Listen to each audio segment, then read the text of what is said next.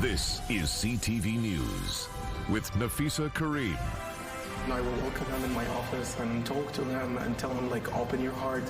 What do you want to know? Why you did that? Don't do that anymore. We need our community to be safe.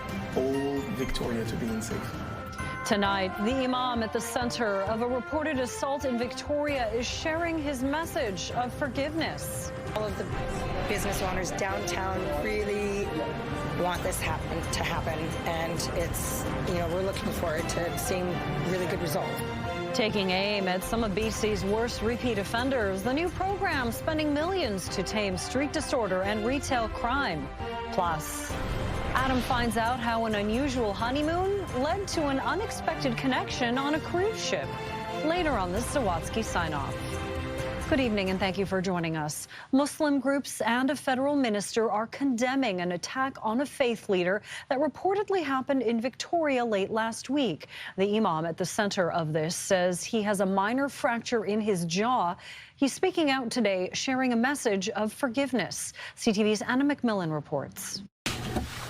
Days after Imam Ibrahim Gadoo says he was attacked in downtown Victoria, he's eager to forgive. We're supposed to share peace and love and forgiveness between one another in our community. Gadoo is the Imam at Masjid Al Iman across from Crystal Pool. The Islamic leader says he was assaulted between congressional prayers on Thursday night. I was dressed the same, like the same hat and the same wear, thobe. He says he and his wife were sitting in their car near Fort and Cook Street when a stranger opened the driver's side door. Then I close it, and he'd do it again and try to take my hand out from the car. Gadoo says he tried to defend himself, pushing the man back. He'd pull me out of the car and then start, give me, like hitting me from his hand and his leg, and he spit on me and go home. He says the man fell over a divider between the bike and car lanes, then ran off.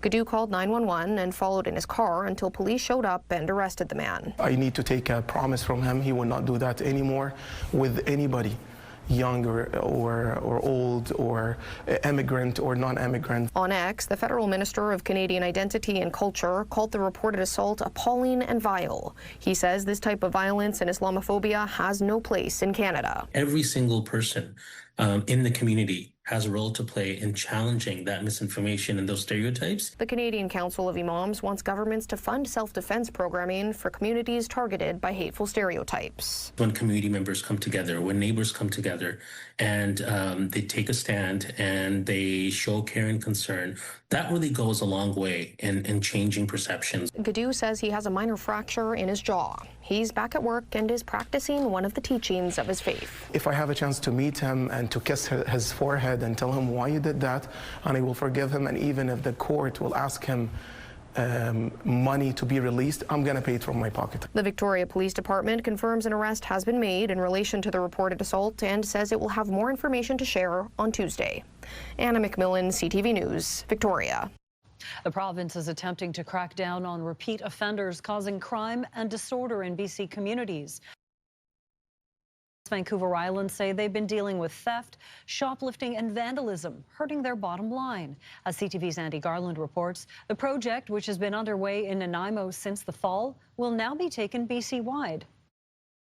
Surveillance video shows a man pick up a can outside the Nanaimo bar in the downtown core. Then, for unknown reasons, Then use this can to launch it through the window and then just walked away. Sonia Coleman, the owner of the bar, says she's been hit by vandals and thieves 3 times in the past 2 years. The safety of patrons, residents, and staff that work downtown is at risk, and it's really hard to get people to come downtown right now. Since November, prevention measures have been taken in 3 select communities in the province, including Nanaimo, in a pilot project called the Chronic Property Offending Intervention Initiative, or CPOI for short, to help curb instances like what Sonia's business has gone through. To deliver targeted enforcement and coordinated supports to individuals who are involved in offenses like theft, shoplifting. The Minister of Public Safety and Solicitor General was on hand inside the Nanaimo bar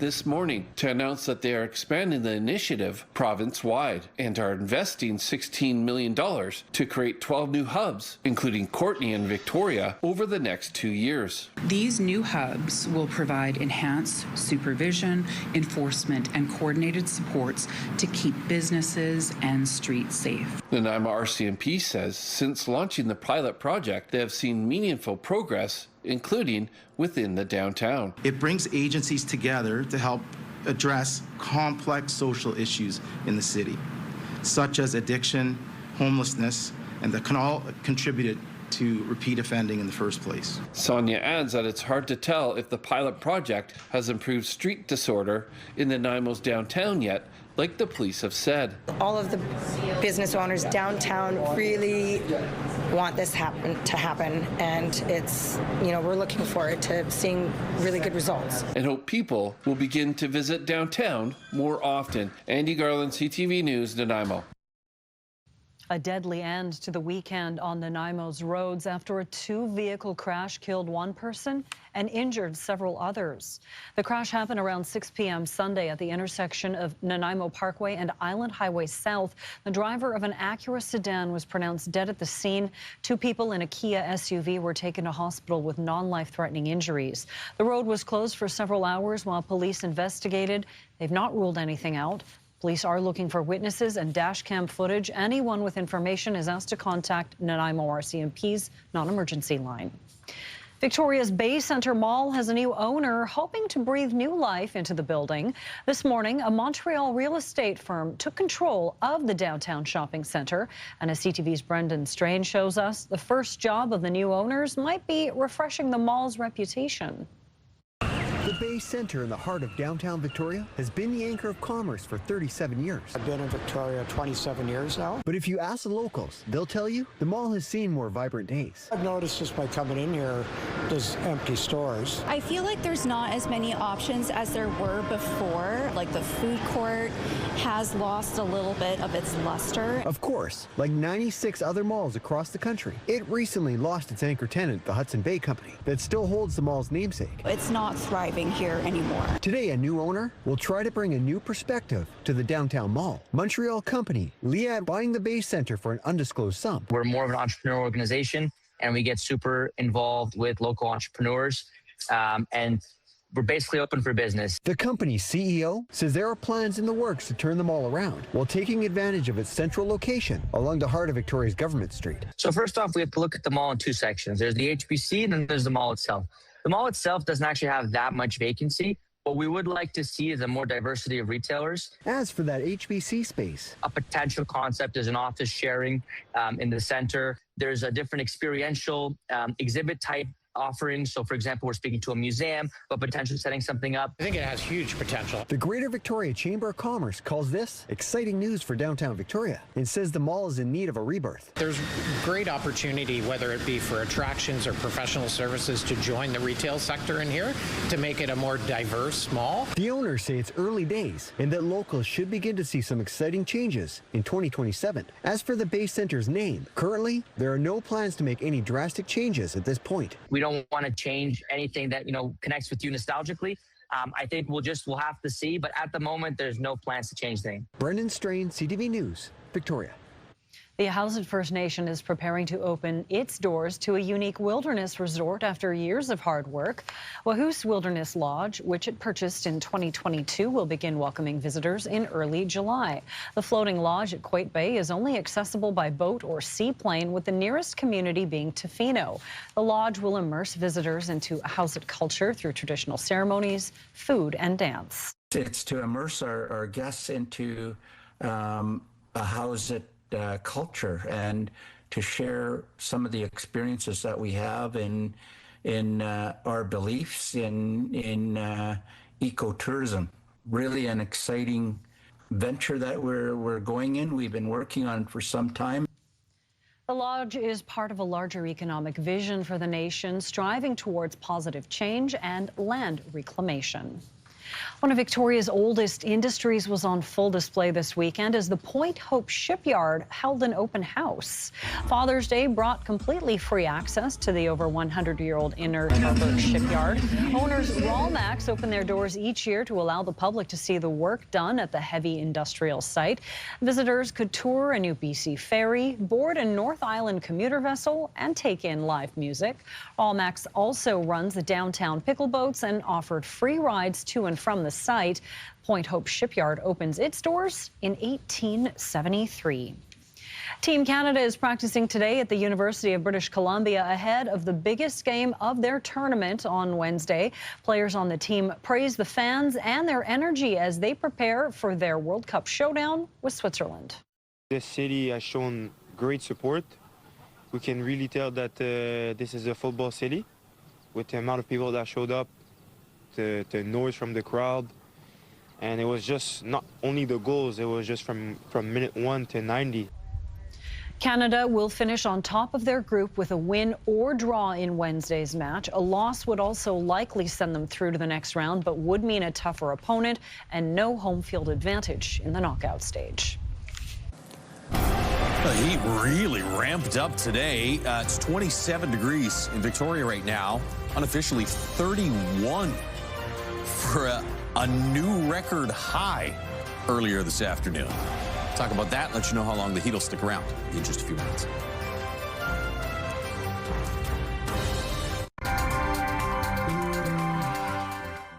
Well, Josh, summer is not being subtle with its arrival this year. Nope, fairly abrupt as temperatures today peaked at 31 degrees. Unofficially, we'll show you the potential record setter that we had this afternoon.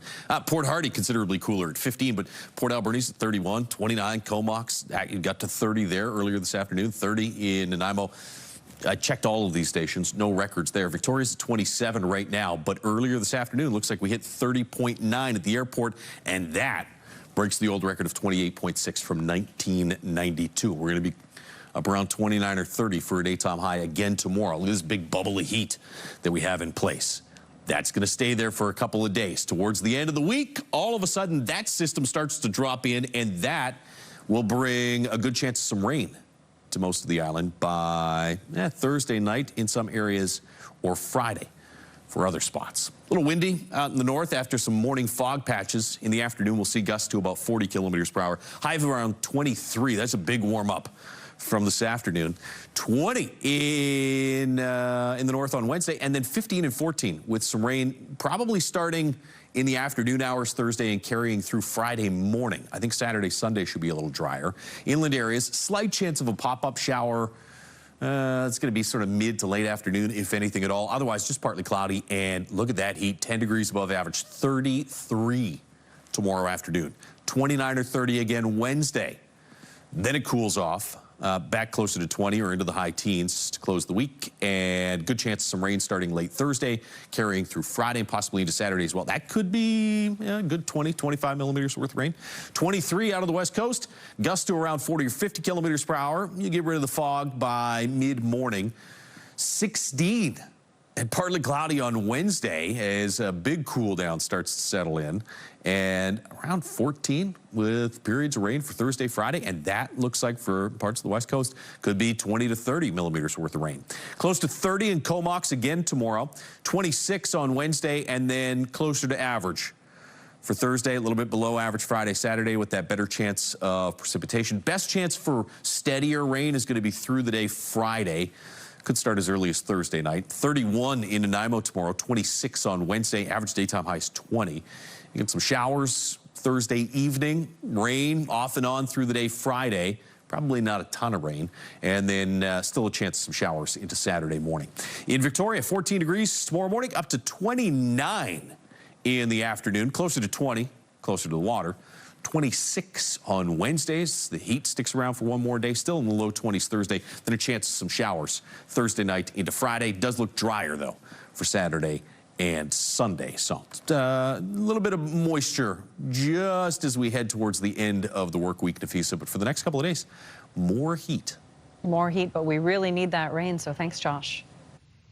Canada's inflation rate has spiked to its highest level in more than 2 years, reaching 3.2% in May, which is above what economists had forecast. The rise was driven largely by the war in the Middle East and higher gas prices, which have started to come down, but food prices were also again on the rise. With more, here's CTV's John Venavali-Rao.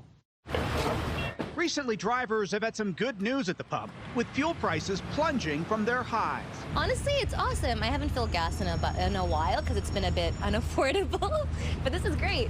But the latest inflation numbers showing rising food prices are continuing to take an ever bigger bite out of the budget. Yeah, this is crazy. It definitely is frustrating, yeah. The overall inflation number last month driven up mostly because of gas prices, which soared 33% in May amid the closure of the Strait of Hormuz. The good news here is we know that since May, gasoline prices have dropped by about 10%. So this might represent the high water mark for inflation this year. But Statistics Canada noting foods purchased from stores were up 4.3% year over year, the 16th straight month that it has outpaced headline inflation.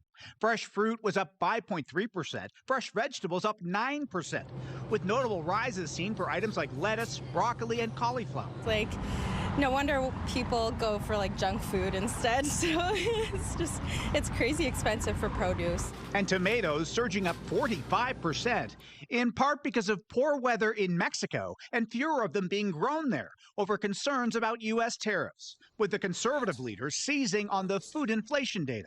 Today we learned that Mark Carney has given Canada the worst food price inflation in the G7. Prices for air travel also rising more than 7% as airlines coped with higher jet fuel costs. And as more AI data centers get built, it's been driving up demand for things like memory and solid-state drives, in part resulting in a 3.9% year-over-year increase in the price of computer equipment, software, and supplies. Meanwhile, economists say even with the relief at the pumps, inflation could run close to 3% for the next few months. John Venavali-Rao, CTV News, Toronto. An horrific shooting in Montreal this afternoon has left a police officer, a civilian, and a suspect all dead. An emergency alert went out just after midday, warning of an armed and dangerous suspect. People in the area were told to shelter inside, lock their doors, and stay away from windows. Online video shows armed police officers surrounding the door of a grocery store before smashing through the front glass. It's a very, very sad day. It's a nightmare. But we have to be solid. We have to be solid for our lady police officer who survived, and we're all behind her. Police still can't say what the motive was for the shooting. Coming up, cruise connection. Adam finds out how an unusual honeymoon led to an unexpected connection on a cruise ship. Later on the Sawatsky sign-off.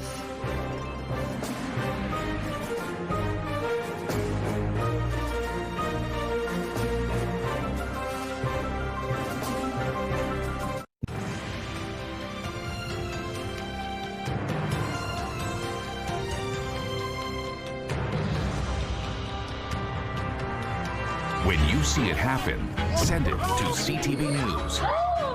Text 10400 from your screen to ours. Text 10400.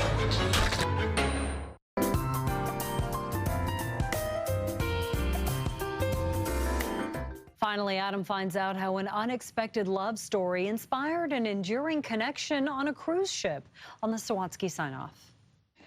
Ever since their first date, Anna and Russ Hudson have been inseparable. Everywhere we go, we're holding hands. Yeah, we even hold hands when we're watching TV. Despite being in their 70s, the couple's young at heart. At some point, we'll get old enough, we'll be holding each other up.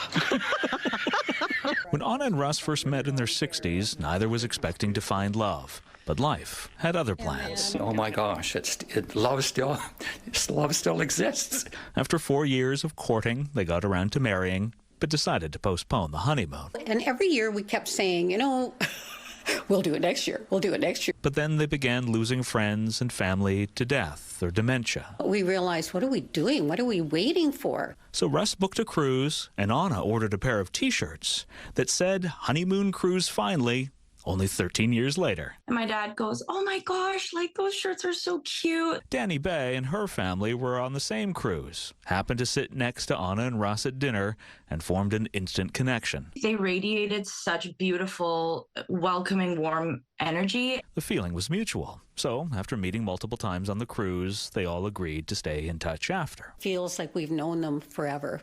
Although they live in different cities, they talk frequently, visit regularly, and in the years since they've met, become family. I didn't grow up with grandparents that I could vent to or cry to or get advice from. So, seeing as Danny and her sister's grandparents live on the other side of the world, and Russ and Anna met too late to have granddaughters of their own, they've become that for each other. It makes me feel peace and like I belong in the world. They have brought so much joy to Anna and I. So although it's never too late to find that love you never want to let go of, it's never too soon to connect with the people you can share it with. Well, for one thing, love is never old. Love is always there and can expand and be surprising and bring the most wonderful gifts. Adam Sawatsky, CTV News, Sydney. That is it for CTV News Vancouver Island. Thank you so much for joining us. Have a great evening.